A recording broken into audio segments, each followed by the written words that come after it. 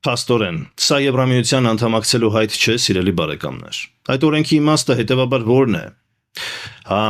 սա ընդամենը իղձ է։ Ինչպես լսեցիք, բարի ցանկություն, այսինքն ստացվում է մենք մնալու ենք ԵԱՏՄ-ում, բայց ցանկանալու ենք լինել նաև Եվրամիության անդամ։ Այսինքն արևին հեռվից ենք նայելու, որ չայրվենք փաստորեն։ Հետևաբար հարց է առաջանում, թե որքանով են անկեղծ Հայաստանի իշխանությունները Եվրամիության անդամ դառնալու առումով ու որտեղ են ցանկանում մեզ խաբել, որովհետև ոնց որ թե խաբում են։ Եթե անկեղծ ուզեն, ապա Եվրամիությունը շատ վաղուց բոլոր երկրների համար սահմանել է շատ պարզ ընթացակարգ։ Այսպիսի օրենքներ ընդունվում են արդեն Եվրամիության կողմից անդամության թեկնածու լինելու դեպքում, այսինքն գործընթացի վերջում, այլ ոչ թե սկզբում։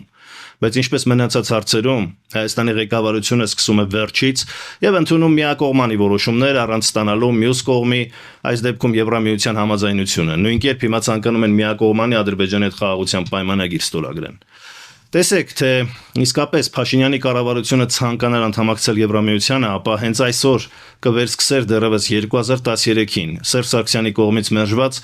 ասոցիացիան եւ ազատ առևտրի մասին պայմանագրի բանակցությունները։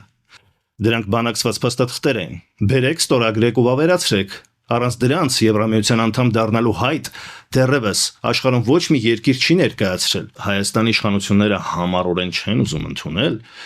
որ միաժամանակ երկու նժարում լինելը անհնար է համարվում հենց ԵԱՏՄ-ում ու ԵՄ-ում, նրանք դա թույլ չեն տալիս։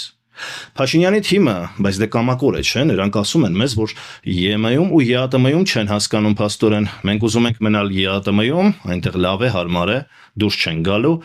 բայց Եվրամիությունն էլ ենք ուզում։ Հա, տենց ենք ուզում ու վերջ։ Ինչպես Արցախը Հայաստանի ու վերջ, ԵԱՏՄ-ել ենք ուզում, ԵՄ-ել ենք ուզում, այսինքն նույն այդ արկածախնդրական մենտալիտետն է։